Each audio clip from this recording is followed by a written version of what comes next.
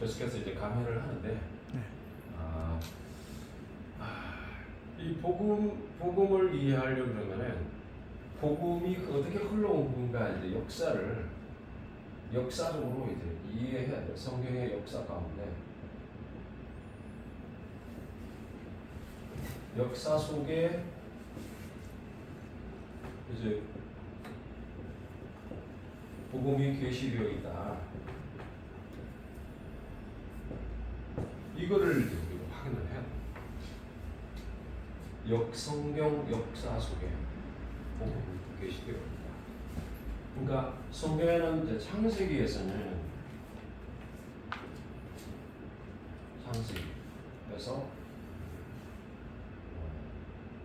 신명기까지 창세기에서 이제 신명기까지 요거를 이제 모세 오경이라고 하고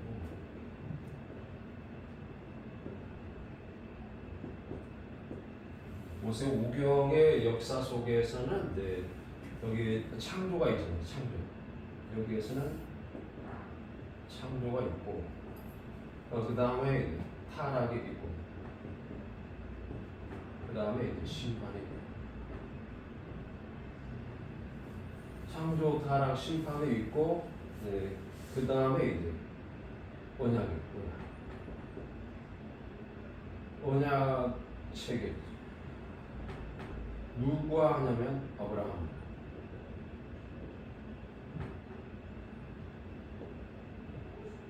아브라함과 언약 체계를 해요. 이 흐름들을 이해를 해야 돼요. 그 다음에 이제 여기에서 이 언약을 근거로 해서 출애굽 사건이 있어요.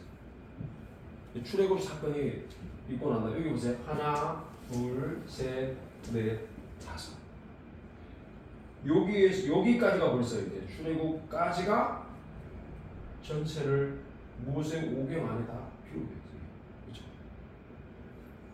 그 다음에 출애굽 다음에 나오는 게 바로 예수 그리스도의 강림.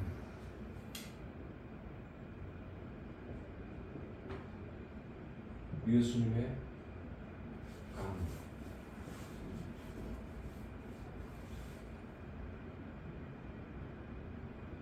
그 다음에 성령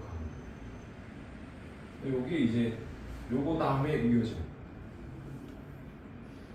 그러면 이거를 굳이 기록을 하려고 그러면은 여기까지의 모든 역사가 여기가 이제 출애굽부터 시작해서 흘러서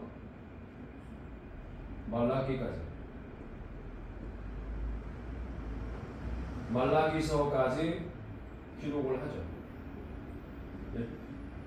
언약한 내용이 출애굽한 언약 백성들을 통해서 신앙과 생활을 훈련받는다. 말라기까지. 여기에 뭐가 들어가냐면 선지서가 있고 시가서가 있고 선지서, 시가서, 그 다음에 역사서도 들어가요. 굳이 또 말하면 예언서도 있을 수가 있어요. 예언과 관련된 거.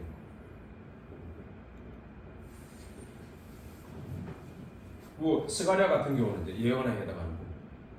이렇게 창조와 타락과 심판 여기까지를 우리가 뭐라고 말하냐면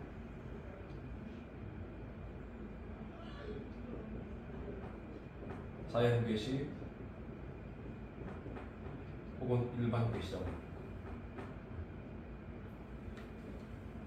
그럼 이제 여기서부터는 아브라함부터 시작해서 이어지면은 아까 여기 설명했잖아요.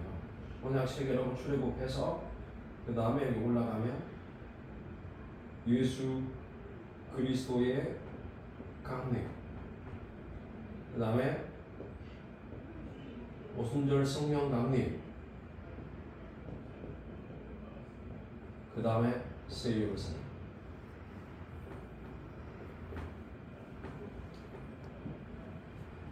그럼 여기에서 우린 자연계시고, 그 다음에 여기서부터 시작해서 이렇게 가는 부분들을 특별계시라고 합니다.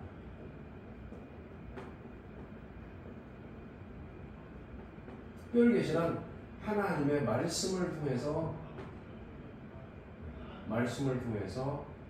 계시를 하시고, 이 말씀을 통해서 언약을 맺으시고, 그리고 언약을 성취하시고 이루시는 계시. 그러면 이제 그 예수 그리스도가 오신 부분, 예수 그리스도의 강림은 이게 가장 중요한 부분인데,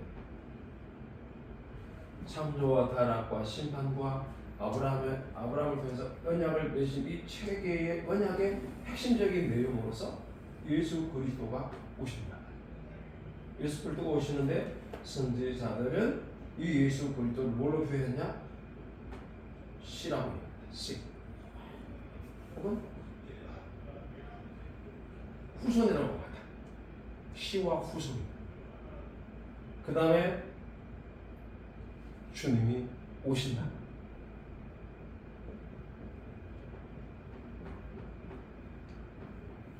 선지자들은 이렇게 계속해서 예언을 하고 하나님 안에서 돌아올 것을 계속해서 가르쳤습니다. 다 여기 해당됩니다.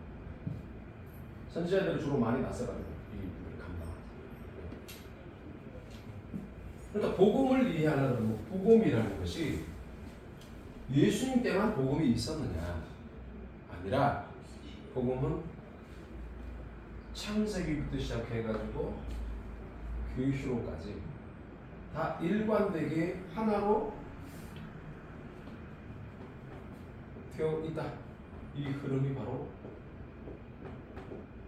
복음이다. 복음의 핵심이 뭐냐? 복음은 예수님이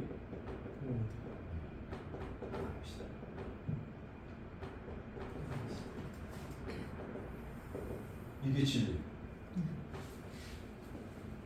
이게 안 들리면 성경을 아무리 읽어도 이해가 안 돼. 그러니까 성경을 딱 여는 순간에 이 부분들이 보여야 돼. 그게 안 보이면 아픈 거죠, 머리가. 그러면 이제 이 틀 안에서 예수님이 하나님이시다는 이 틀 안에서 이 성경을 해석한다. 이 성경을 해석해서 나오는 게 복음서, 서신서, 역사서 더하게 해서 계시록.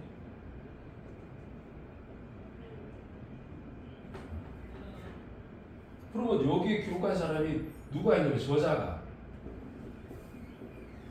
베드로, 바울, 요한. 베드로, 바울, 요한. 저자를 가만히 보세요. 베드로, 바울, 요한. 복음서에서는 이 인물들뿐만 아니라 마가, 마태, 누가, 마테오, 마르코, 마테오, 루크, 누가라는 인물들이 이 일들을 기록하고 간다. 저자는 몇 명 안 돼요. 그런데 성경 전체가 사실은 66권 중에서 신약이 27권. 신약의 27권은 기록이 되어 있는데, 이 중에서 바울이 14권을 쓴다. 그렇죠? 16권. 14권. 요거의 절반 13.5, 13. 요거는 이제 공동서신이라고 말하는 히브리스까지 다 들어가는 거예요. 그런 포함.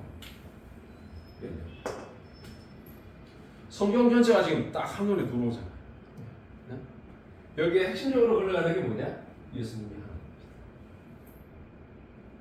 그러면 예수님이 하나님이시라는 사실을 베드로, 바울, 요한, 마태, 마가, 누가 이런 인물들이 저자가 기록을 할 때 예수님이 실존적으로 존재했고 그 존재하신 예수님을 통해서 나온 말씀과 그리고 기적과 이런 모든 것들, 출생과 그 다음에 생애와 죽으심과 부활하심과 승천하심이 무엇을 의미하는가를 예수님을 통해서 해석한 인물들이다 이 사람들입니다.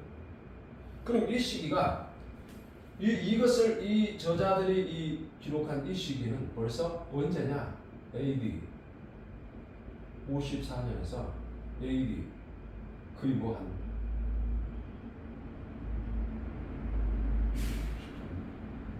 60한 7, 8년?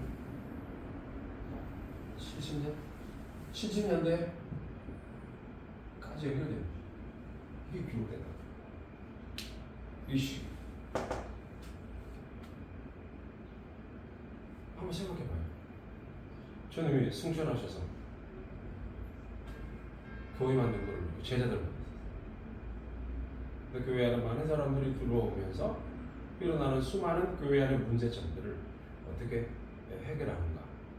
이게 보이는 세계 속에서 교회가 어떻게 존재하면서 그 시스템을 유지해 가는가. 이 부분들에 대한 그 답을 찾기 위해서 두 단위도 세월 속에서 확인하는 역사가 교회 역사다. 때로는 싸우기만, 때로는 내 교리가 옳으니까 다른 교리들을 갖고 있는 자들을 죽여보기도 하고, 그런 엎치락뒤치락하는 역사 속에서 있는 이런 부분들이 기록이 되어 있어. 오늘날 여기까지 교회가 존재하고 있는 한국인 교회까지. 근데 그 근거 속에서 내려올 때 그들이 갖고 있었던 가장 중요한 내용들이 뭐냐면 종말과예요. 종말. 이 내용을 갖고 있는 자들이 종말.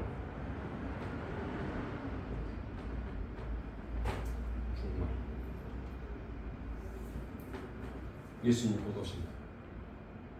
그런데 오시지 않았어요. 이걸 어떻게 해결하냐?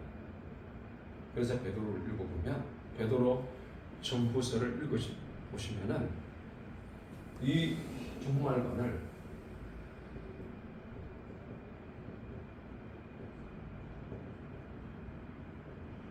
현세적 공허를 것이 아니라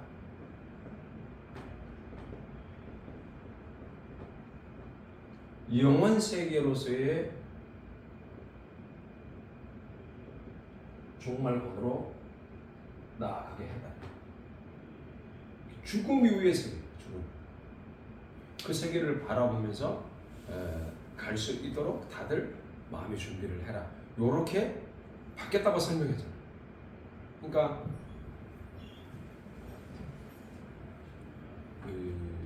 히브리서를 보면은 이제 이게 알아야 돼요.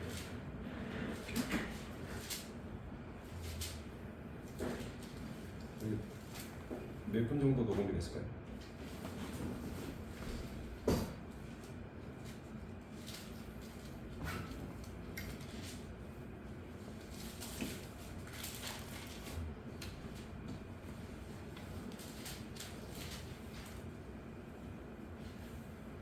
히브리서 10장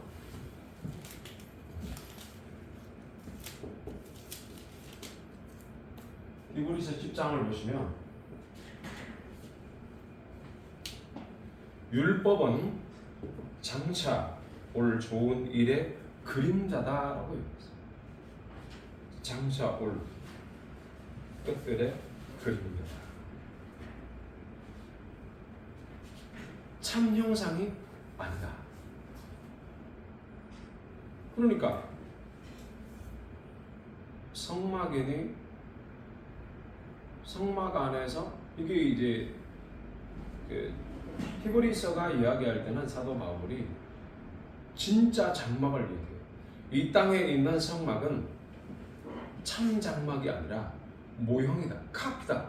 참 장막에 대한 카피다. 이렇게 이제 말을 합니다. 그러니까 이 그림자로서의 어떤 그 한계성을 설명해요. 그러니까 진짜가 오면 그림자는 사라진다. 뭐 이런 개념이에요. 우리가 이제 사람이 이렇게 있는데 빛이 이렇게 비치면 여기 그림자가 있죠. 여기는 나다. 나의 그림자가 있어요. 율법은 이걸 율법이다. 율법. 그러면 실체는 뭐냐? 실체는 예수님. 이 예수님이 영원한 멜기세덱의 반차를 따랐다. 살렘마음이라고 그러죠. 멜기세덱의 반차를 따르고 그리고 참장막으로 단 한 번 자신의 피를 들여서 모든 자들의 죄를 속죄한다. 주를 믿는 자들 이것이 그대로 효력이 발생한다. 이 내용이 히브리서의 핵심적인 이야기예요. 그러니까 율법은 장차올 좋은 일이라는 게 아니고 이게 번역을 이렇게 하면 안 돼요. 그러니까 이 번역을 할 줄 모르는 사람들이 이렇게 번역을 해요. 좋은 일이 아니고 영어로 뭐냐면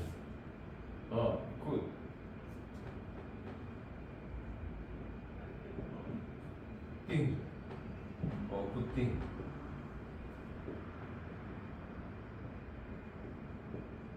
선한 일들이니까 선행이죠. 선한 일들에 대한 그러면 진짜 선이 뭐냐? 참 선이 뭐냐? 하나님만 선하죠. 네. 그러니까 그것을 이 자연계에서 드러내주고 진짜를 바라보며 살 수 있도록 교회가 이 내용을 갖고 가게 하나님이 이끌어 가신다. 근데 거기에 예수님이 오실 때 그 마지막에 세상 끝에 나타나셔서 1년의 대제사장이 한번 지성소에 들어가가지고 지성소라는 것은 the most high place라고 해요. The most high place. 지극히 거룩하고 높은 곳. 이런 뜻입니다. 그걸 어디라고? 우리 주님이 계신 곳이죠. 거기에 제사장이 들어갈 때는 짐승의 피를 가지고 들어가요. 그런데 제사장이 바뀌면 다른 제사장이 일어나서 또 한 번 가고 죽음은 계속해서 바뀌면서 그 일들을 진행해 오는 것이 아론의 후예들의 한계다. 그런데 살롬왕 멜기세덱은 위아래가 없어요. 시작도 끝도 영원하다. 즉 하나님으로부터 하나님 자신으로부터 나온 하나님. 그래가지고 그 일들을 이루시는 이 선한 것들은 뭐냐? 선한 일들은 뭐 예수님이 하나님이시다. 이해되시죠? 네. 그래서 히브리서를 여러분들이 우리가 잘 확인을 해야 돼요.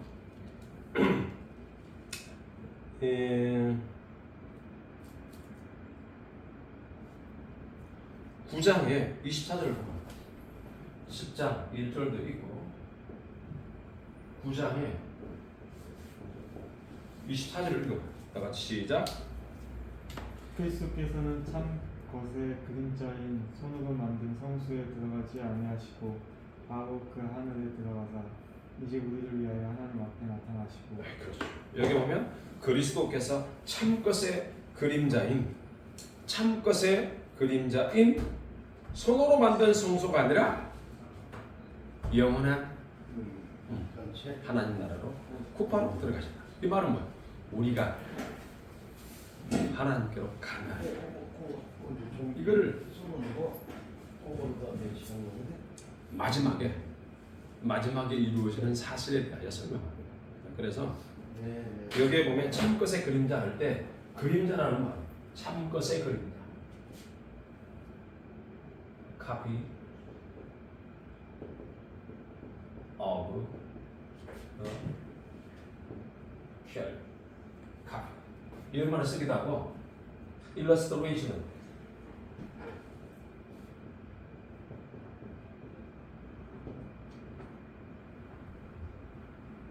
of the true. 같은 말이에요. 이렇게 쓰는데 혹은 figure를 말씀, the figure of the true. 영어 단어가 이렇게 써요. 그러니까 copy 혹은 illustration, figure 이런 말을 써요. 제가 좋아하는 illustration 사파다. 사파는 뭐예요? 그림을 보면은 글을 읽다 보면 그 안에 사파가 있죠. 사파가 있는 것은 전체 그림을 이해하는데 빠르게 이해를 시켜줘요. 이 그림이 있는데 그걸 설명한 걸 글이라고 말하고 그림은 한눈에 확 들어오잖아요. 그러니까 이해가 빨리 돼요. illustration 이런 말을 쓴 것은 이 성막은 하늘의 것에 대한 이해를 금방 갖고 오게 한다. 그래서 이걸 illustration으로 이렇게 표현했습니다. 이 부분들을 잘 알면 그리스도께서 참것의 그림자의 손으로 만든 성소에 들어간 것이 아니라 하늘에 곧바로 들어갔다. 이 말은 이 땅에 있는 장막이 나를 상징하는 거예요. 그래서 영원한 장막으로, 즉 우리가 새롭게 덧입을 영원한 장막 우리에게 주어집니다. 바로 그런 부분이에요. 그렇게 이제 이해를 하면 될 것 같습니다. 질문 있습니까? 없죠? 네. 기도하겠습니다. 주님 감사합니다.